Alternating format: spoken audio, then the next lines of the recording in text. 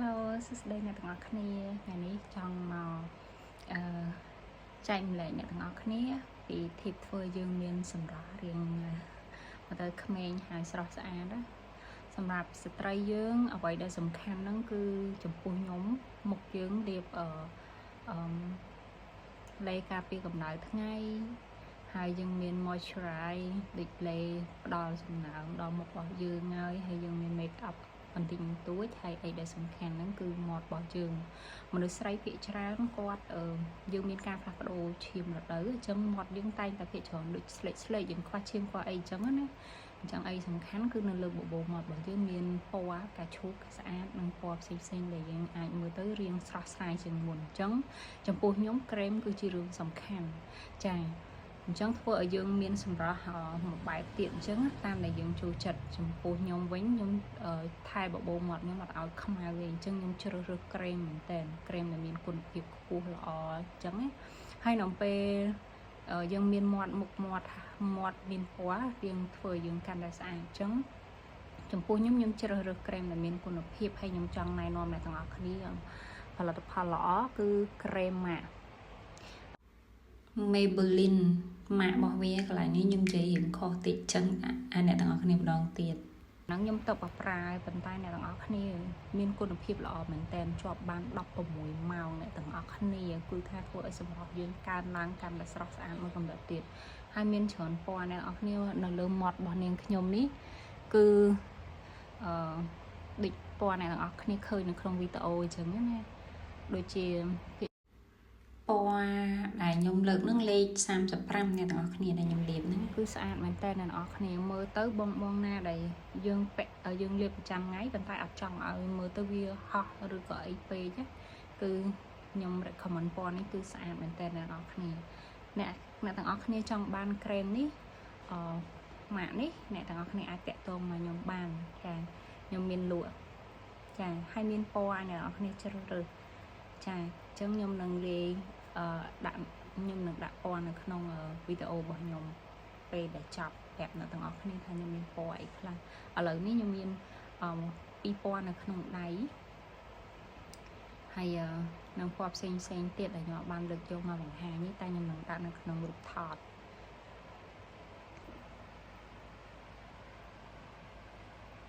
ផលិតផលរបស់អាមេរិកអ្នកទាំងអស់គ្នា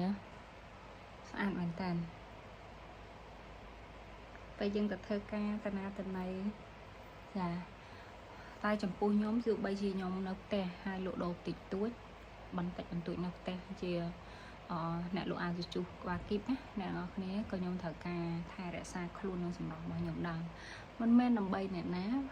ប៉ុន្តែសំខាន់គឺដើម្បីខ្ញុំខ្លួនឯងមានទំនុកចិត្តភាពស្រស់ស្អាតហើយខ្ញុំមាននៅតែមានភាពរីករាយនិងស្រស់ស្រាយនៅពេលដែលឃើញផ្ទៃមុខរបស់ខ្ញុំហើយសម្រស់របស់ខ្ញុំនៅតែស្រស់ស្អាតមិនចាស់មិនអាក្រក់ពេកអញ្ចឹងយើងត្រូវការថែទាំថែរក្សាបានល្អអញ្ចឹងផ្ទៃមុខសំខាន់ណាយើងត្រូវតែលាបចា sunscreen ជាប្រចាំលេដែលផ្ដល់សំណើមញ៉ាំទឹកហើយដុសសម្អាតឲ្យបានស្អាតនៅពេលព្រឹកហើយនៅពេលយប់អ្នកទាំងអស់គ្នាក៏ត្រូវតែលាបលេពេលយប់ដើម្បីផ្ដល់ឲ្យមុខអ្នកនរគ្នាមានសំណើមនិងក្មេងជាងវ័យដែរចា៎នេះគឺជា tip ខ្លះៗដែលនាងខ្ញុំមានហើយអ្នកទាំងអស់គ្នាកុំភ្លេចបើត្រូវការលេការពារកម្ដៅថ្ងៃចាលេយប់ចាហើយក៏ដូចជាលេដែលផ្ដល់សំណើមទៅលើផ្ទៃមុខដែលមានគុណភាពល្អនាងខ្ញុំមានម៉ាកសិទ្ធិភាពចានិងរបស់សុទ្ធតែផលិតផលដែលនាងខ្ញុំប្រើប្រាស់ផ្ទាល់ខ្លួននាងខ្ញុំយកមកលក់តតែខ្ញុំតែខ្ញុំប្រើទៅខ្ញុំលក់ជូនអ្នកទាំងអស់គ្នាប្រើប្រាស់ចា៎ព្រោះរឿងនេះសុទ្ធតែជារឿងសំខាន់និងតេតងដល់សុខភាពយើងទាំងអស់គ្នាសុខភាពនិងសម្រស់ជាចម្បងចា៎អរគុណអ្នកទាំងអស់គ្នាអ្នកទាំងអស់គ្នាខ្ញុំផ្លេចកាលពី2ឆ្នាំមុនអ្នកទាំងអស់គ្នាខ្ញុំបានទៅផ្លុំមាត់យកពណ៌ហើយតម្លៃទាំងឡាយអ្នកទាំងអស់គ្នាអើយចំពោះខ្ញុំណាកាលហ្នឹងគឺពេលដែលផ្លុំមាត់ហ្នឹងតម្លៃមកផ្លុំមាត់ហ្នឹងគឺ$100ហើយគេផ្លុំឲ្យយើង2ដងអញ្ចឹងជាប់បាន2ឆ្នាំដែរក៏ប៉ុន្តែវាដូចមានអារម្មណ៍ថាវាអត់ស្អាតទេដោយសារតែយើងមើលទៅវាអត់ natural ហើយយើងអាចដូរពណ៌បាន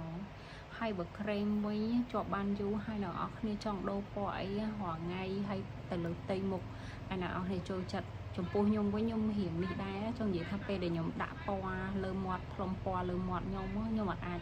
sợ đô ấy ba này mọt nhung cứ hay nhung cọ sơ liệp krem ấy đây là ở khi hay mở tới vía sao sáng đá con tái vì ông miên po ấy phải chờ này đặc biệt dừng đã po ấy hay viên là lớn nó cứ bị chọn cứ po nó hay những liệp po ấy sen có bị thật sai chân ép sen trắng nhỏ trắng mà dân trong ban sáng hay lọ tiết po để cho ban dù trai hay bật khụi mọt bằng dương hay làm lại lọ bây giờ không bổ mắt thấy họ này trai tại bây giờ đã krem với mình sẽ thay tê mà bông nó vào bàn vọt khai nó